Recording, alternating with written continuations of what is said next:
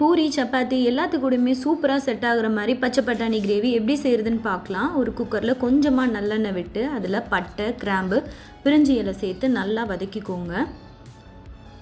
ஒரு சின்ன பல்லாரி அதை இந்த மாதிரி குட்டி குட்டியாக கட் பண்ணி வச்சுருக்கேன், அதையும் இதில் சேர்த்துட்டு 2 சின்ன தக்காளி அதையும் சேர்த்து நல்லா கோல்டன் ப்ரௌனாக வர்ற வரைக்குமே வதக்கிக்கோங்க. ஒரு உருளைக்கிழங்கு எடுத்து தோல் நீக்கி இந்த மாதிரி சின்ன சின்னதாக கட் பண்ணி வச்சுருக்கேன், அதையும் இதில் நான் சேர்த்துக்கிறேன். இதெல்லாம் சேர்த்துட்டு நல்லா வதக்கி விட்டுக்கோங்க. 6 மணி நேரம் ஊற வச்ச பச்சை பட்டாணியும் சேர்த்து எல்லா பக்கமும் இந்த மாதிரி நல்லா வதக்கி விடுங்க.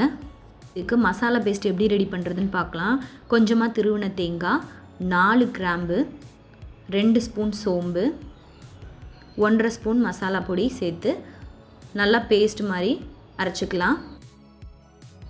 இப்போ நம்ம அரைச்சி வச்சுருக்க மசாலா பேஸ்ட்டை குக்கரில் சேர்த்து நல்லா கலந்து விட்டுக்கலாம். கொஞ்சமாக தண்ணி ஊற்றிக்கலாம். அதில்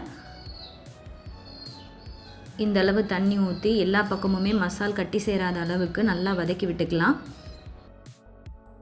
தேவையான அளவு உப்பு, கொஞ்சமாக நல்லெண்ணெய் சேர்த்து நல்லா கலந்து விட்டுக்கலாம். குக்கரை க்ளோஸ் பண்ணி 5 விசில் வர்ற வரைக்கும் வச்சுக்கலாம். கிட்ட மசால் பொடி இல்லைன்னா அதுக்கு பதிலாக நீங்கள் மஞ்சத்தூள், மிளகாத்தூள், மல்லித்தூள், கரம் மசாலா கூட சேர்த்துக்கலாம். இப்போ சப்பாத்திக்கு நாம் செஞ்ச குருமா ரெடி ஆயிடுச்சு. இந்த மாதிரி நீங்களும் செஞ்சு பாருங்கள். டேஸ்ட் எப்படி இருந்ததுன்னு கமெண்ட்டில் சொல்லுங்கள். வீடியோ பிடிச்சிருந்தா மறக்காமல் லைக் பண்ணுங்கள், சப்ஸ்கிரைப் பண்ணுங்கள். தேங்க்யூ ஃபார் வாட்சிங்.